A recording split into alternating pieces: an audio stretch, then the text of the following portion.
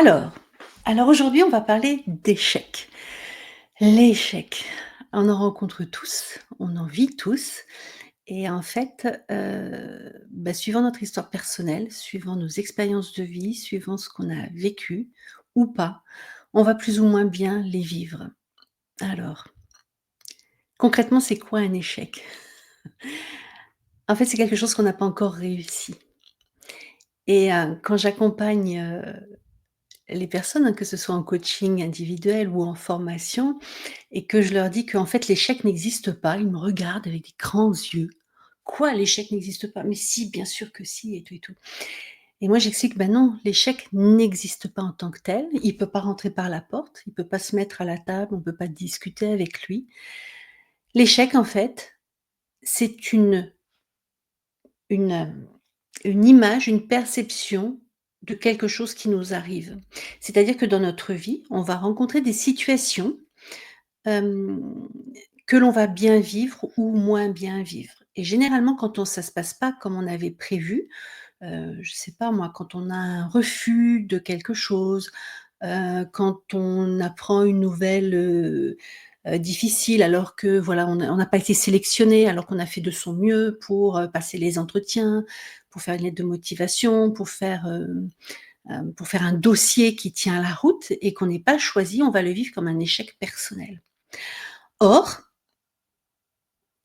ça ne peut pas être on le vit comme un échec personnel, pardon, mais en fait, c'est pas un échec en tant que tel, dans la mesure où, en fait, il nous manque des éléments de réponse. C'est pas nous qui avons sélectionné les candidats, c'est pas nous qui avons embauché, c'est pas nous. Donc en fait, la décision dépend de quelqu'un d'extérieur, OK? Donc si je le vis comme un échec personnel, ça fait plus référence à ma vie personnelle, c'est-à-dire s'il y a des choses qui se répètent dans ma vie, bah, c'est pas le premier entretien que je loupe, c'est pas le premier boulot idéal qui m'échappe. Donc en fait, ce qui se passe, c'est que je vais, oui, le vivre comme un échec à l'intérieur, mais à l'extérieur, parmi tous les candidats, j'ai juste pas été choisie. Tu comprends ce que je suis en train de dire? C'est que, en fait, si je prends du recul, c'est juste que parmi tous les candidats, j'ai pas été choisie. Point.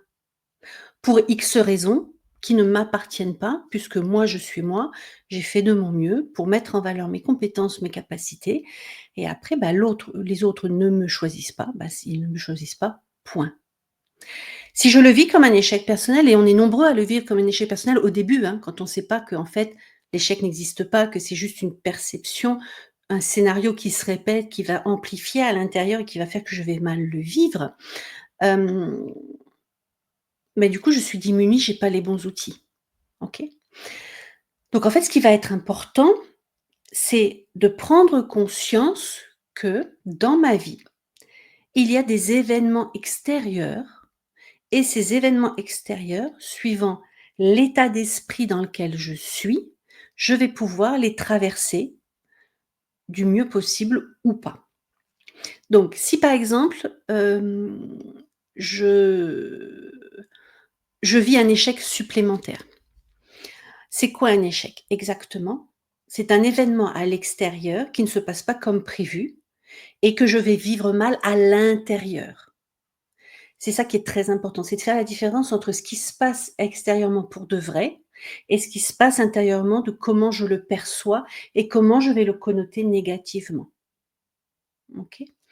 Hem, Ça, c'est très important à apprendre et à développer parce que et c'est ce que moi j'appelle l'art de la relève, c'est-à-dire que quand «j'échoue» entre guillemets, c'est pas que j'échoue, c'est que j'ai pas encore réussi. C'est qu'il m'a manqué un élément pour réussir. D'accord? Et ce qui va être très, très important, c'est de revenir sur le factuel, OK?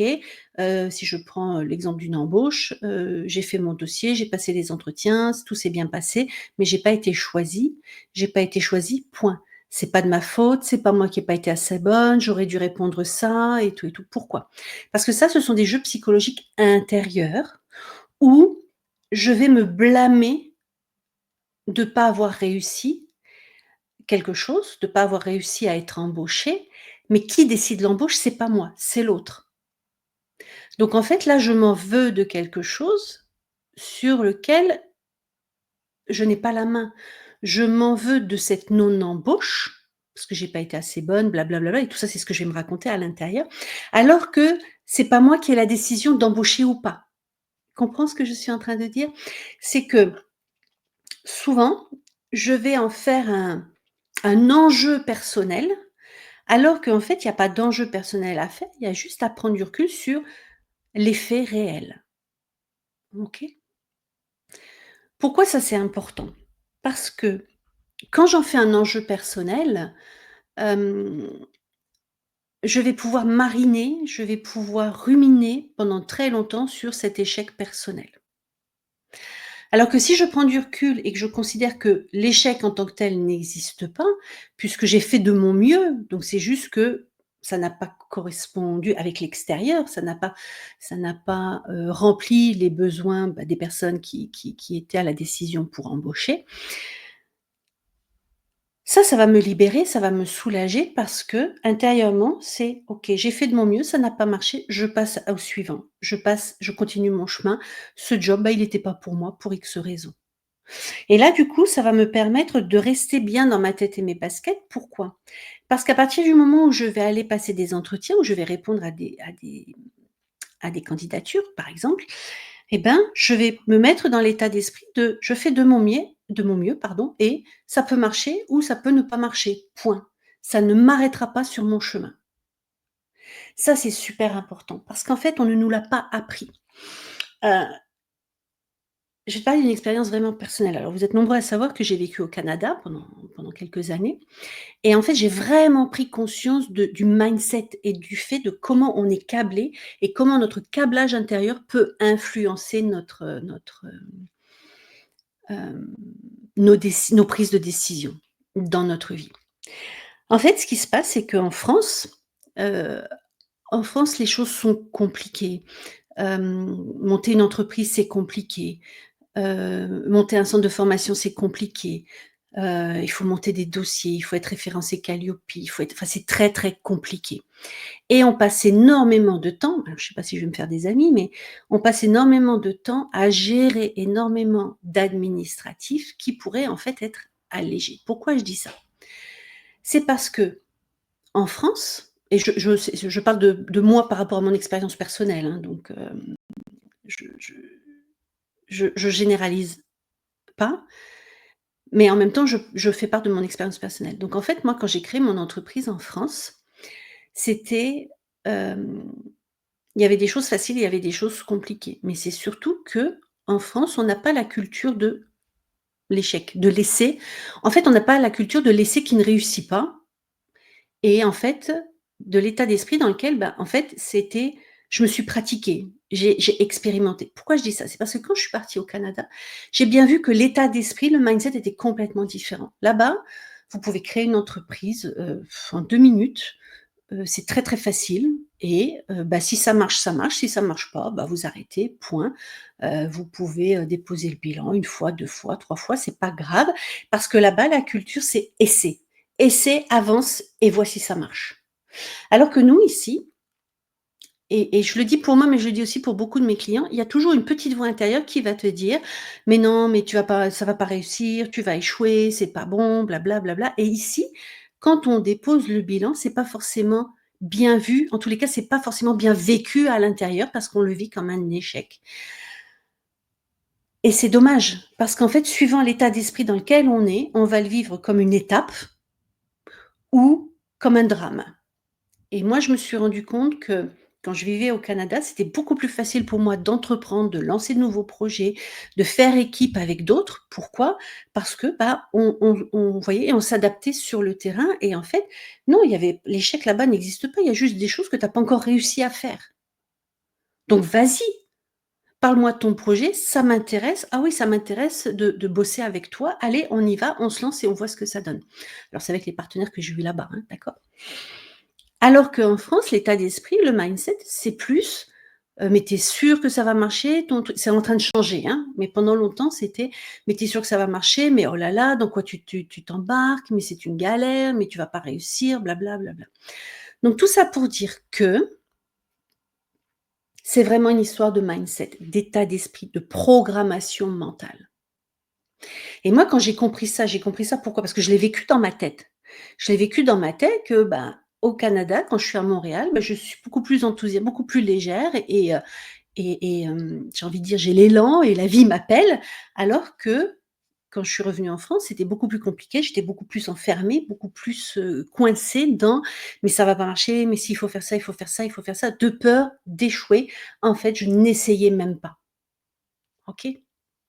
Donc le message d'aujourd'hui, et j'irai plus loin ce soir sur YouTube, c'est que tout ça, c'est à faire de pas sur le chemin, de marche à monter, et que l'échec en tant que tel n'existe pas dans la mesure où, si je le ramène sur le concret, eh bien, c'est une candidature qui n'a pas été retenue, point.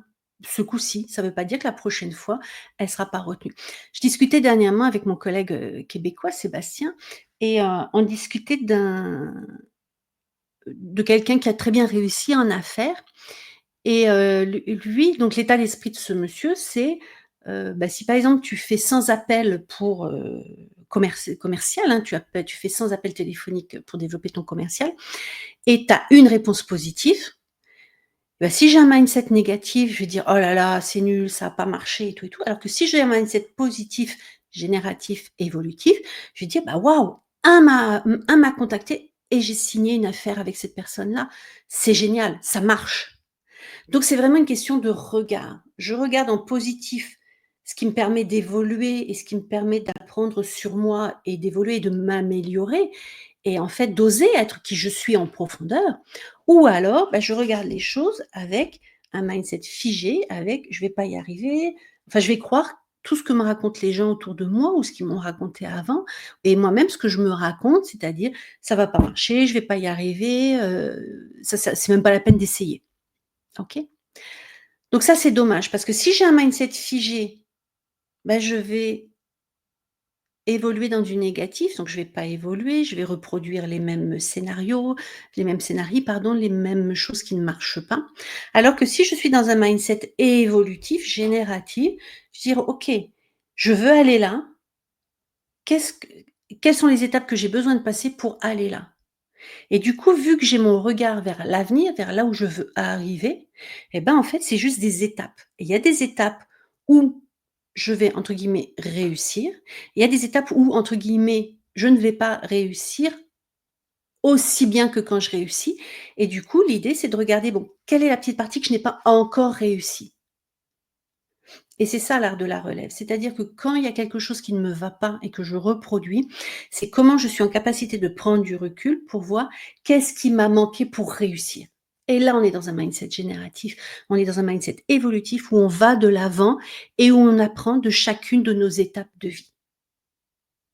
Et ça, c'est super important qu'on le sache, c'est que suivant le regard que je pose sur ma vie, donc si je le pose, si je regarde positivement, bah, ce ne sont que des étapes et j'avance, ça va être plus léger et plus joyeux. Alors que si je regarde: «Oh là là, j'ai pas réussi, ça a pas marché et tout», là, je vais me plomber moi-même. Et là, du coup, ça va prendre des proportions. OK? Donc voilà, c'est ce que je voulais dire aujourd'hui. C'est super important. Donc c'est vraiment quel est le regard que je pose sur les choses qui m'arrivent dans ma vie? Et j'ai toujours de très, très belles choses à apprendre sur moi-même quand je vais explorer ce qui m'a manqué pour réussir. Et ça, c'est un état d'esprit qui me permet vraiment de, au fur et à mesure, de bâtir la vie qui me va bien parce que du coup, plutôt que de regarder, ce que je n'ai pas réussi, je vais regarder ce qui a fonctionné. Je vais terminer avec l'exemple que je prends souvent, mais c'est vraiment important. Quand on était petit, qu'on faisait des dictées, j'imagine que c'est encore le cas aujourd'hui, il y a 100 mots, il y a 20 fautes, bah, on avait zéro, moi, à mon époque. Mais en fait, on avait 20 mots faux sur 100. Donc en fait, on avait réussi à 80. Je vous laisse méditer là-dessus.